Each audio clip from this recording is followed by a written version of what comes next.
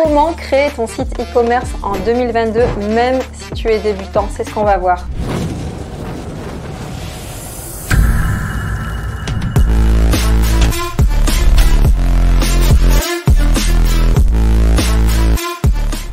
Bonjour à tous, je suis Laura Mansouri, votre coach business qui vous accompagne jusqu'à la liberté financière. Alors félicitations, tu as décidé de passer à l'action cette année en lançant ta marque e-commerce sans dropshipping. Je te rappelle qu'il y a énormément d'opportunités dans l'e-commerce. Selon Fevad, les ventes e-commerce sont passées de 57 milliards en 2014 à 112 milliards d'euros. En 2021, la croissance continue de 96,5% en 7 ans. Ça n'arrête pas de monter. Donc, si tu te poses la question si le e-commerce fonctionne, tu as les chiffres. Si tu vas dans Google, sur Internet, faire ta recherche, tu vas voir que l'e-commerce est en pleine croissance constante. Les ventes en ligne en 2021, on a eu plus 32% d'achats en ligne entre 2019 et 2021. Donc, c'est énorme. On peut se lancer même sans beaucoup d'argent. J'ai beaucoup de gens qui me demandent, Laura, est-ce que ça coûte cher de se lancer, etc.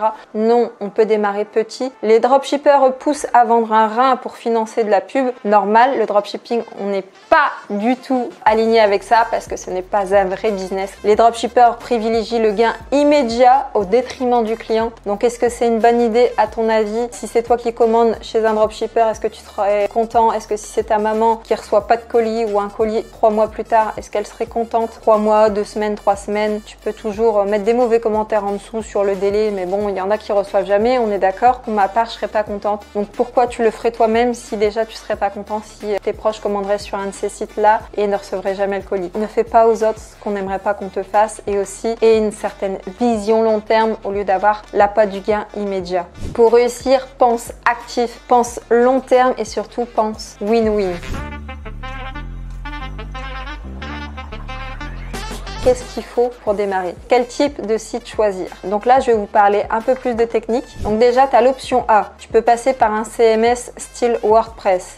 L'avantage, c'est que c'est peu cher. Tu as des thèmes gratuits, une grande flexibilité dans le design du site, la possibilité de faire évoluer au fil du temps, au gré de ses envies, et c'est aussi bon pour le SEO. L'inconvénient de WordPress, c'est que la prise en main, elle est plutôt difficile quand on est débutant. Si tu n'as pas de budget pour déléguer, ça prend énormément de temps parce que forcément, c'est toujours mieux de le déléguer, surtout quand on est débutant parce que WordPress, c'est un outil qui est plus compliqué. Ça nécessite des installations de plugins, parfois payants, hausse du budget. Il y a certains thèmes qui sont aussi assez chers, donc c'est pas forcément l'idéal quand on démarre, en tout cas en tant que débutant. L'option B, tu peux développer ton site de A à Z en faisant du codage informatique. L'avantage, c'est que tu as une totale liberté, une créativité qui est extrême et tout est possible, il y a nos limites. C'est fantastique, sauf que l'inconvénient, c'est impossible à le faire seul si tu n'es pas doué en codage informatique. Ça nécessite des compétences justement en codage. C'est très peu coûteux si tu le fais toi-même, mais si tu es débutant, je pense pas que tu saches le faire toi-même. Donc là, tu vas passer par un développeur et ça va changer le game, ça va coûter très cher. Par la suite, tu veux modifier des choses sur ton site, tu changes de prestataire. Là, ça va être très compliqué de le déléguer à une tierce personne. C'est possible, mais ça va être compliqué jusqu'elle va devoir retrouver le codage de l'autre personne, etc.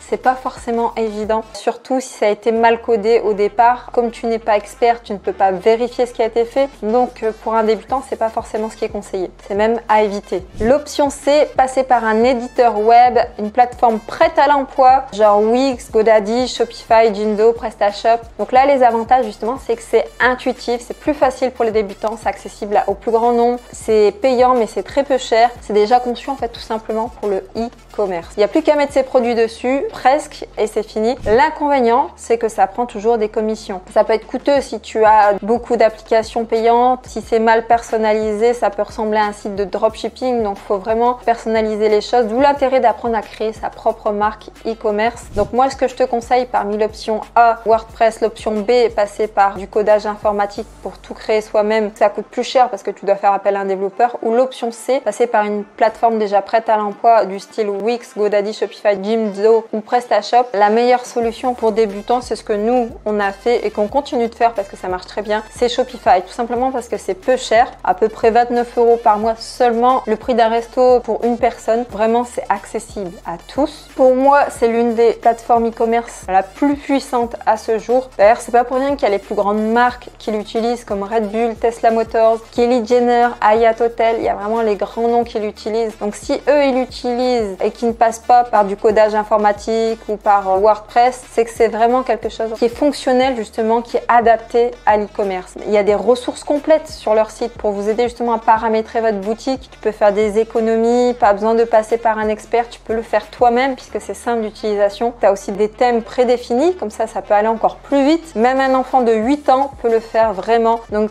tu n'as pas d'excuse là-dessus. Tu peux apprendre à le faire toi-même. Il n'y a pas besoin d'avoir des compétences poussées, d'avoir le bac plus 20 pour le faire clairement.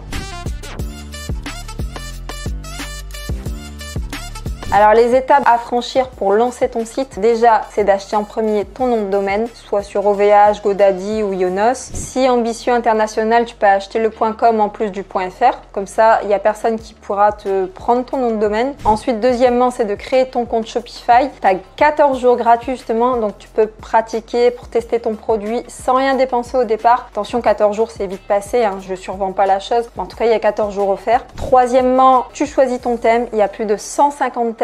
Certains sont payants bien évidemment. On conseille de commencer par un gratuit si tu n'as pas les moyens. Si tu as les moyens, tu peux prendre un payant pour que ton site soit encore plus personnalisé. Et quatrièmement, tu peux insérer tes produits, soigner les titres, les descriptions de tes produits, donner envie tout simplement aux gens de l'acheter. Alors si tu souhaites en savoir plus, n'hésite pas. Je t'offre directement une formation gratuite pour apprendre à créer ta marque e-commerce pérenne et rentable sans dropshipping sur le long terme. N'hésite pas, je te mets le lien en dessous. C'est avec plaisir que je t'offre du coup cette formation. N'hésite pas, lance-toi, je te dis à très vite. Ciao, ciao.